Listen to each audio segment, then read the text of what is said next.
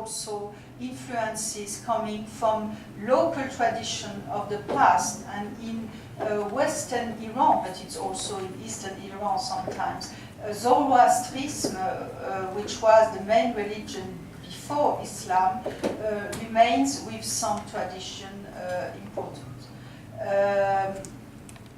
And to finish with Iranian art, why can we say that this box in inlaid metalware is Iranian art and not Egyptian art? Because we saw metalware in Egyptian art.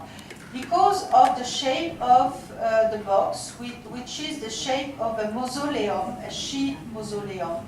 And so you see also that Islamic art could develop specific shapes of architecture, and here architecture that influences some vessels, which are typical from some region.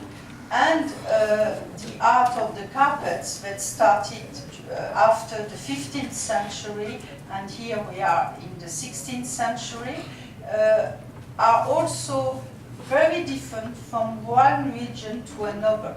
And the specialists of carpets, of textiles, can tell you this comes from Iran, this comes from the city of Kashan, because the style is typical. So it's also very different from one part to another. As Turkish style, I will maybe just focus on these objects. Of course, you all know the tiles, the very famous tiles of the Islamic style, developed in all architecture built by the Ottoman in Istanbul. But also typical of the Ottoman style are those cups in inlaid jade, of course coming from India, but because of the good relation between Indian and Turkish, the Turkish develops a lot this style. It's interesting to see that the characteristic of a regional style is not only the result of the local past traditions, but can be also the result of some commercial exchange with some countries that can develop some influences on the art of the country. And Indian art is known, of course, Islamic Indian art is known under the Mughals, and the Mughals is mainly during the 17th century and 18th century. What is typical of the Mughal style, I showed you before a painting, portraits of Emperor Jahangir, but what is also typical are those luxurious objects with very nice decoration of jade, rubies, emeralds, which are very important in India as resources. And the Chinese influence is also something very important that can give some characteristic to Islamic art in some countries. You have Chinese influence in Iranian ceramics. This is typical of an Iranian ceramics influenced by China. This is also Iranian ceramic influenced by China, but more by the style of the dragon than the techniques. Here it's the techniques. And here the blue and white is also an influence, a Chinese influence, as you know. And what is interesting is that we usually think that Chinese influence stopped in Iran. But Chinese influence arrived to Mediterranean, and here it's a Syrian production influenced by China during the 15th century. So, I will finish, I will finish by my third point, shortly Islamic art in relation with Europe, just to show you the the link, historical link between the two cultural world. It's not only a rupture or a conflict, it can be a link. Sorry, I didn't. This is a church, a very important church north of Paris, called the Basilique Saint-Denis, and it's the royal church. It was the royal church for the royal burials, so for the French kings before the Revolution. And as all churches, there is what we call the treasure. Every important churches has treasures with very important objects, and those two objects comes from the same treasure of Saint-Denis. So it comes from a royal French collection, and you can feel when you compare both objects, you could imagine that it's the same culture. But in fact, here it's an Islamic object in rock crystal, like here, it's rock crystal and golden metal here also.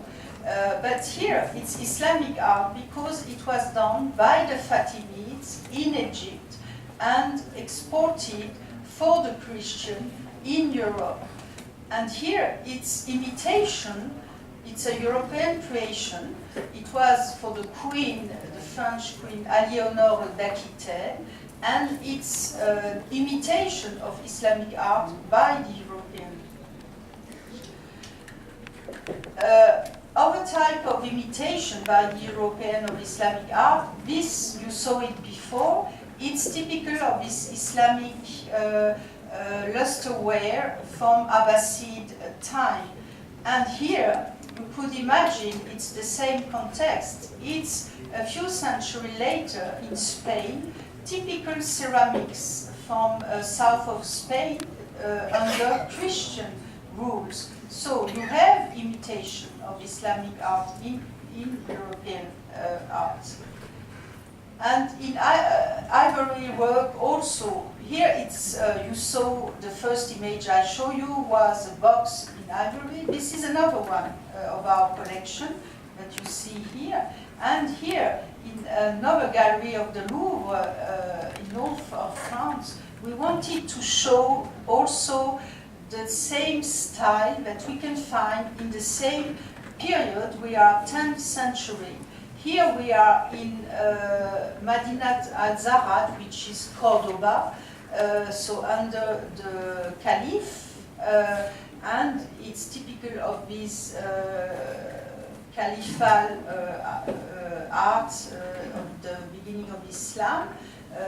And here we are in South Italy, under Christian rules, but you have, sometimes it's, when you see ivory objects coming from Mediterranean, you can't really say if it's Islamic art or Christian art.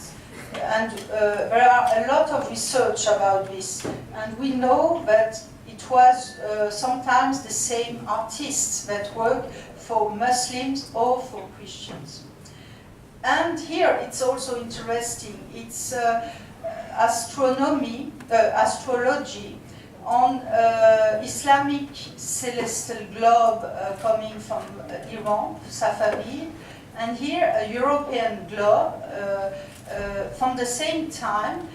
We know very precisely the date of this globe, 1715. Here we have an inscription of the name of the Safavid Sultan, so we know that it's the same period as you see here, when he was Sultan. And here the images of the planets are very similar of, you can't see it, but believe me, are very similar of the European tradition. It's very new in Islamic world to represent astrology in those type of images influenced by European.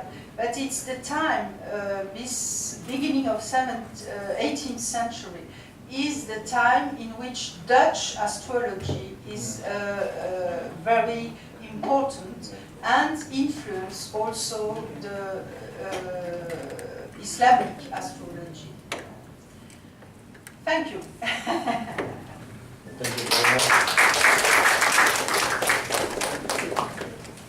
So I hope I was not too long.